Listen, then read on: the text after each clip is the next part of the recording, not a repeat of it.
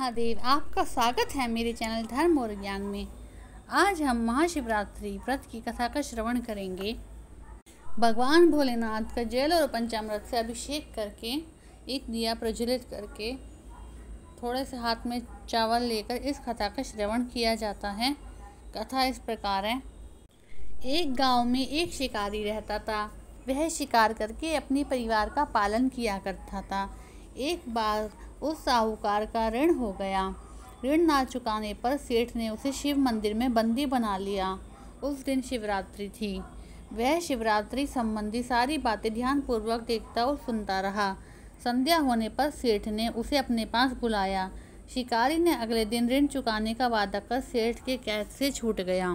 जंगल में एक किनारे बेल वृक्ष पर शिकार करने के लिए मचान बनाने लगा। उस पेड़ के नीचे शिवलिंग था। पेड़ के पत्ते मचान बनाते समय शिवलिंग पर गिरे। इस प्रकार दिन भर भूखे रहने से शिकारी का व्रत भी हो गया और शिवलिंग पर बेलपत्र भी चढ़ गए। एक पहर व्यतीत होने पर एक गर्भिणी हिरणी तालाब पर पानी पीने निकली। शिकारी ने उसे देखकर धनुष बाण उठा लिया।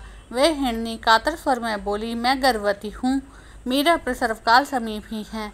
मैं अपने बच्चे को जन्म देकर शीघ्र ही तुम्हारे सामने उपस्थित हो जाऊंगी। शिकारी ने उसे छोड़ दिया। कुछ देर बाद दूसरी हिरणी उधर से निकली। शिकारी ने फिर धनुष पर बाण चढ़ाया।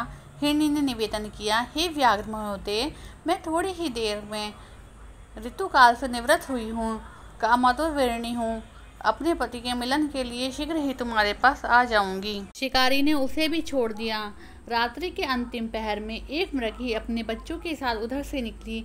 शिकारी ने शिकार हेतु धनुष पर बाण चलाया। वह तीर छोड़ने वाला ही था तो वह मृगी बोली, मैं इन बच्चों को इनके पिता के पास छोड़ आऊं, तब मुझे मार डालना। मैं आपके बच्चों के नाम पर दया की भीख मांगती हूँ। शिकारी को इस पर भी दया आ गई और उसे छोड़ दिया। पो फटने को हुई तो एक तंदुरुस्त हिरन आता दिखाई दिया। शिकारी उसका शिकार करने को उद्यत हो गया। हिरन बोला, व्याघ्र महोदय, यदि तुमने इससे पहले 3 मृगियों और बच्चों को मार दिया है तो मुझे भी मार दीजिए, ताकि मुझे उनके वियोग न सहना पड़े। मैं उन तीनों का पति हूँ। यदि तुमने उन्हें जीवन दान दिया है तो मुझ पर भी दया कीजिए। मैं उनसे मिलकर तुम्हारे सामने आत्मसमर्पण कर दूंगा। मृग की बातें सुनकर रात की सारी घटनाएं उसके दिमाग में घूम गईं। उसने मृग को सारी बातें बता दी। उपवास, रात्रि का जागरण और शिवलिंग पर बेलपत्र चढ़ने से उसके मन में भगवत भक्ति का जागरण हो गया। उसने मृग को भी छोड़ दिया। भगवान शिव शंकर के अनुकंपन से उसका हृदय मांगलिक भावों से भर गया। अपने अतीत के कर्मों को याद करके वह पश्चाताप की अग्नि में जलने लगा। थोड़ी देर बाद हिरन सपरिवार शिकार के सामने उपस्थित हो गया। जंगली पशुओं की सत्यप्रियता, सात्विकता और सामूहिक प्रेम भाव देखकर उसे बड़ी ग्लानि हुई। उसके नेत्रों में आंसुओं की झड़ी लग गई। हिरन परिवार को मुक्त कर दिया। देवता इस घटना को देख रहे थे। उन्होंने आकाश से उस पर पुष्प वर्षा की। शिकारी परिवार सहित मोक्ष को प्राप्त हुआ।